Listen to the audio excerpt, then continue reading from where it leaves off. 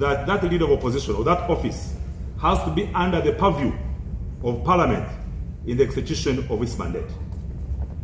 Right now, what's happening is that the leader of opposition is not chosen by the opposition political parties. Neither through consultation. The leader of opposition is selected from Kavule by some few individuals without consulting other opposition members of Parliament. Now, for me and my colleagues who are seconding the motion, we feel this is not enough for purposes of ensuring accountability, value for money, and deepening democracy and multi-party political dispensation. Ensonga za LOP ziwanvuye. Ngola ku screen yawo omwami gwenkulaze mu ka video ng'ayogera bamuyita Honorable Namara Dennis. Yavuddeyo nga ayagala kuleeta bill ekyusa mu ngeri eggwanga oba Parliament gye tufuna leader of opposition. Okay. Mu kaseera kano LOP ye Joel Ssenyonyi. Tukimanyi nti musajja waaki opposition, yeah. NUP. Problem zivaawa zitandikirawo nga General CDF akugamba ayagala LOP omupya mu Parliament. Nti ayagala bakyuseemu. Tiyakomaawo n'agamba nti ngambye aba PLU basome engeri gye tuyinza okufunamu LOP omupya as soon as possible. Bakole okunoonyereza. As soon as possible nga June 18. Tweyongerayo Kabanda. Honorable Gamba, I will implement. Gwe tulo okakkane. N'amugamba thank you comrade. Problem zitandikirawo byava kuki nga bakwata Hajj Elias Lukwago. Everyone came out, including Joel, to criticize the arrest. Yeah. Oyinza okugamba mu kampu ya PLU and the CDF tebashola bulungi. There was an exchange of tweets n'ebigambo. Mweyo exchange tujjukira nga Joel Ssenyonyi abuuza CDF, who do you think you are? Ne katambula ne bakatemamu nga mu kaseera kano tufunye ekyo. Honorable Dennis nga akugamba ayagala kuleeta nkyukakyuka. Amendment mu ngeri gye balondamu leader of opposition mu Parliament. Agambye nti it seems oba it appears that group y'abantu etuula ekavule what it means ekitebe kya NUP ne basalawo. Traditionally kibadde kitya nga the party with the majority eya opposition yeronda ki LOP. Oyinza okugamba nti because of omulimu Joel gwakola mu Parliament and the exchange eyagenda mu maaso and the orders ezaava wa CDF, omuntu yenna you can read between the lines n'ogamba nti this could be the cause. Bino sirowooza nti ono abireese out of his own thinking. He's working on the command nti funa engeri yonna yonna.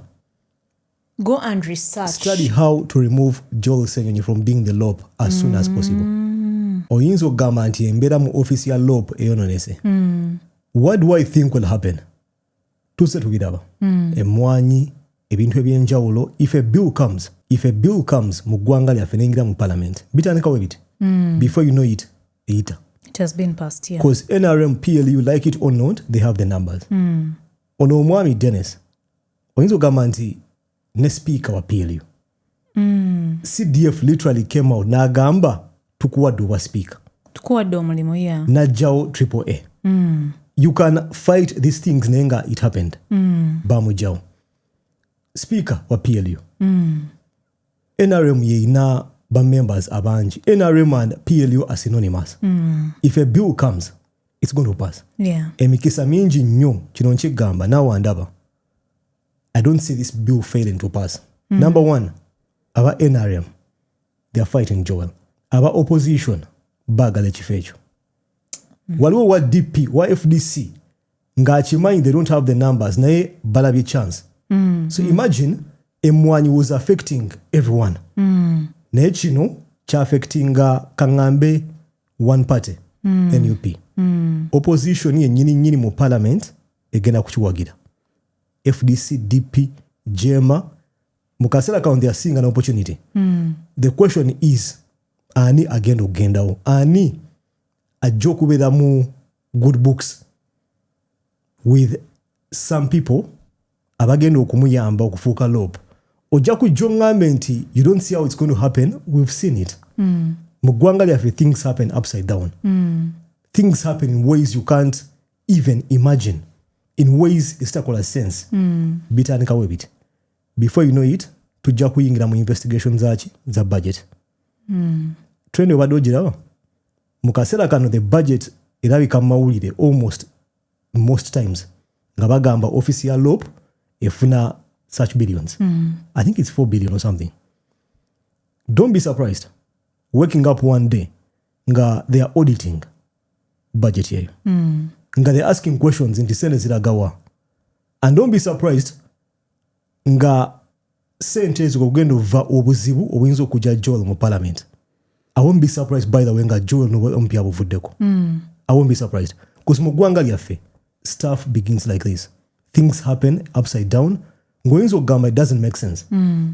He's an amazing LOP. Akola omulimu omulungi naye oyinza okugamba nti the forces fighting him do not want him in that position. Naye kino ekintu kyangu nnyo. Ate Joel sigenda musaasira. Omanyi lwaki? Joel ye yereetera ebizibu bino byonna. Tukulonze nga leader of opposition. How dare you oppose? Oshegeera? Akola mulimu ogwo. Tukuwadde omulimu. Leader of opposition. Why are you opposing? Omulimu aguveeko aleme gukola. Yes. Kubanga tubadde ne baloopo abalala. I didn't even know their names. Twali tetubamanyi.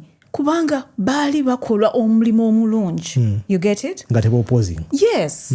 Naye kati ye Joel avaayo ali ku opposinga. Make it make sense. Okitegeera? Atula asirike. He was supposed to sit down and clap. He was supposed to sit down and propose.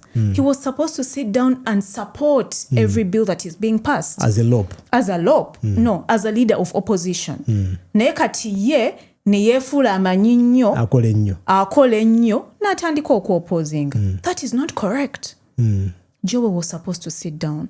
Naye ng'ate bwe tuddayo, truth be told, amendment eno, it would not have been, quote my words, tekyandibadde kibi, if it had come out of the right way. And good intentions. And good intentions.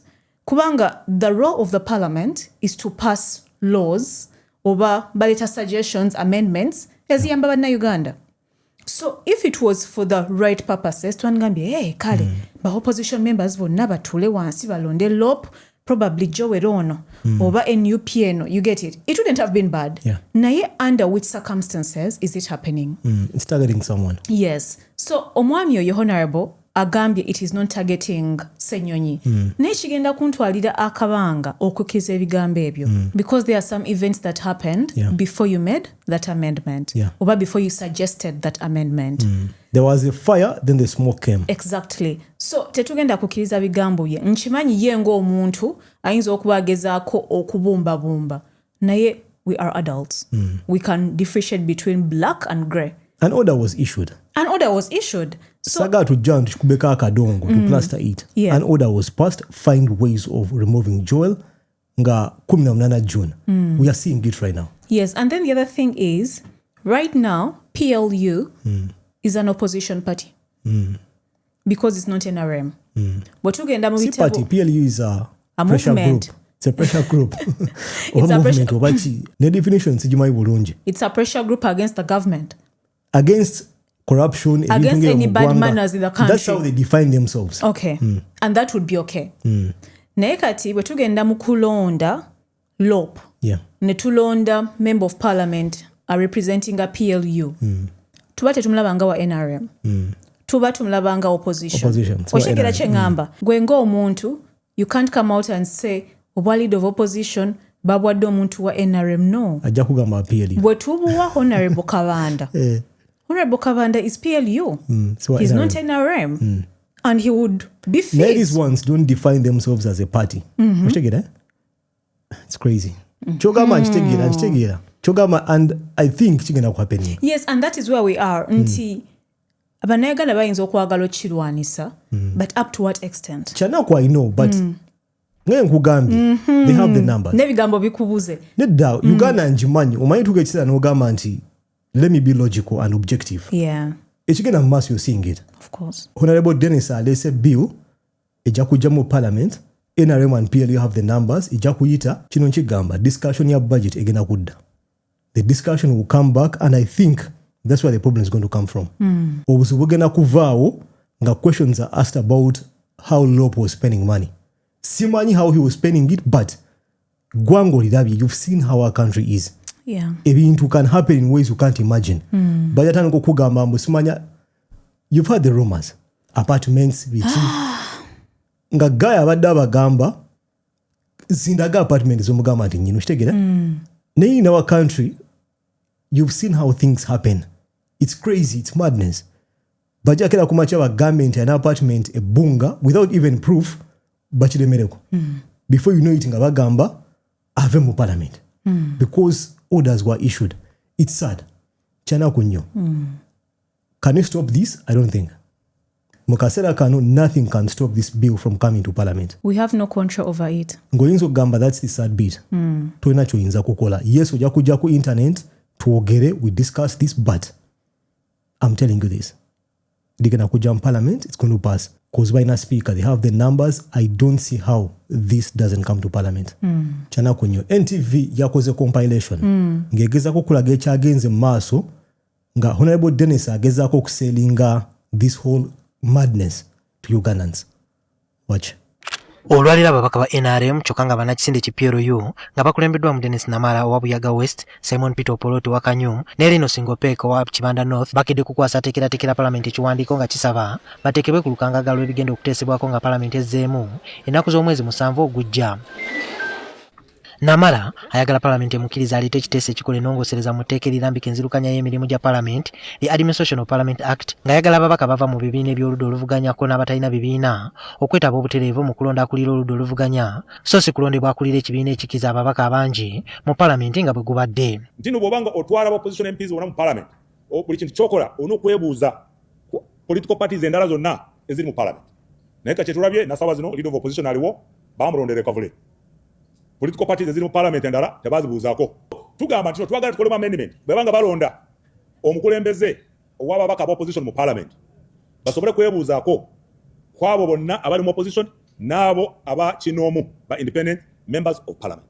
Kyekisooka. Ekyokubiri, bw'oba ogenda okulonda abagenda okukulembera obukiiko obwa parliament obwa opposition olina okwebuuza babaka balala bonna aba opposition.